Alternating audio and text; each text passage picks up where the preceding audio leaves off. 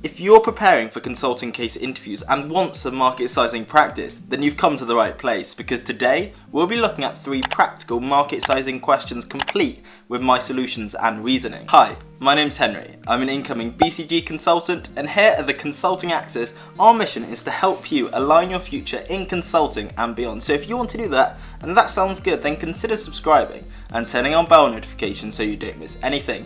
But for now, grab yourself a pen and some paper and maybe a coffee, and let's get right into the video. So before we get onto our first question, if you don't know what market sizing is, then I'd highly recommend checking out my previous video on this, which I'll put up there and I'll put a link to in the description. But without further ado, let's get right into the first question. So the first question is, what is the market size for cars in the USA? Now, before we even think about answering this problem, the first thing we need to do is to ask clarifying questions, because this question is quite vague. So take 10 seconds, what questions would you want to ask? So the clarifying questions that I would want to ask are we looking at market size by revenue or by volume of sales? And are we only looking at first-hand car sales? So you would ask your interviewer these and they would reply with something like this.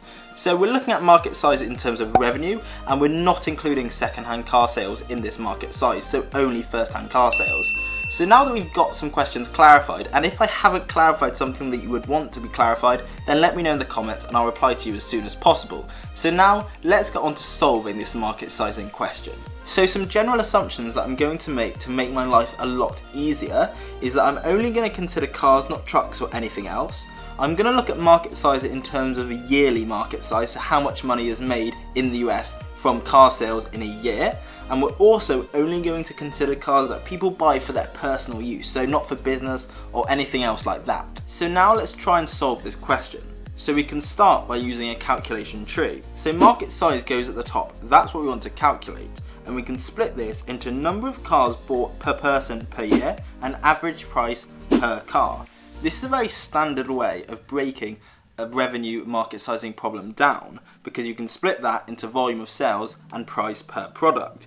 Now I think I can fairly well estimate the price of a car, and remember this is a first-hand car, so I'm going to say this is around $20,000. And for the other branch, I think I need to break this down a bit further. So I can split this into the number of people that drive and the number of cars bought per driver per year, because if you don't drive, you're probably not going to own a car. So I think the number of people that drive is going to be a bit trickier to estimate, so let's focus on the other branch. And I'm going to estimate that probably people replace their car once every 5 years, so this is going to be a fifth. This might not be incredibly right, but I think it's a good enough estimate for now.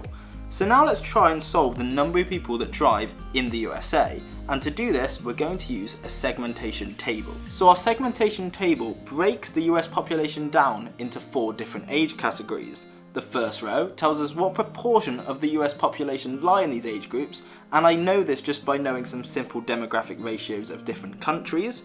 And the second row tells us what percentage of people in these age groups drive a car, and I've kind of just estimated these myself. They may not be perfect, but again, they don't need to be. Now, by knowing the US population to be around 330 million, and by just rounding some numbers, I can calculate that the number of people that drive in the USA is around 66 million.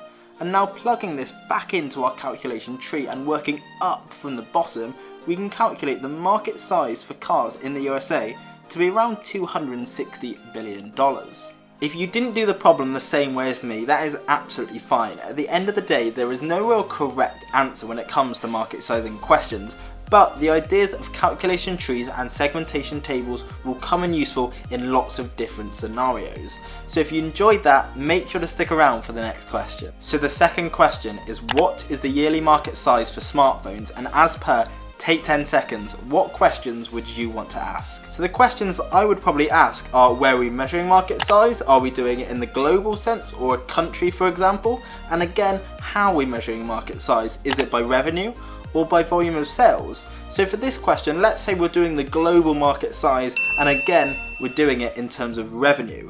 So now, pause the video, take 5 minutes and give this question a go. So to solve this question, we're going to use a very similar calculation tree as in our previous example, but here we're going to let price and frequency vary depending on the category in our segmentation table, which I'll explain now. So our segmentation table essentially breaks the global population down into 3 categories. The first being people that don't own a smartphone, the second one being people that own a middle of the range smartphone, and the final one being people that own a high-end smartphone. The first row tells us what proportion of the global population lie in these age groups, and this is probably the hardest thing to estimate, but I'm going to say this is around 30%, 60% and 10%. The second row tells us what frequency people in these categories replace their smartphones, and I'm going to say this is around 0 years, 4 years and 1 year. And the final row tells us what price of smartphones people buy in these categories. And again, I'm going to say this is around £0, £150 and £600. And I'm using pounds because that's my local currency, and I'd highly recommend using the currency of the office that you're applying to. So by using all of this, I can calculate the global market size for phones to be around £680 billion, which is quite a large number. So before we get on to our third question, if you've been enjoying this video and finding it useful, then consider subscribing or maybe even checking out my online course, which will teach you everything you need to know about consulting case interviews, and you'll find the link to that in the description. But now let's get on to our third and final question. So our final question is, how many petrol stations or gas stations, if you're from the US, are there in the UK? And again, as per, what clarifying questions would you want to ask? So I actually think this question is quite clear and doesn't need too much clarification. And the only question I can think about asking is that, are we only considering petrol stations that are used to fill up cars, so not ones that fill up boats, for example? And let's just keep it simple and say that we're only considering petrol stations that fill up cars. So now, pause the video and give this question a go. So to solve this problem, we firstly, like always, use a calculation tree. Now I can actually calculate the number of petrol stations in the UK to be the number of fill-ups per day across the UK, so in all petrol stations, divided by the number of fill-ups per petrol station in a day. And if you don't completely understand that, just take a minute and have a think about it. Now on the left hand side, we can split this into the number of drivers in the UK times by the frequency in which they get their car filled up, per day that is. So let's say people in the UK fill their car up once every 2 weeks. So this is going to be 1/14. Now let's focus on the right hand side.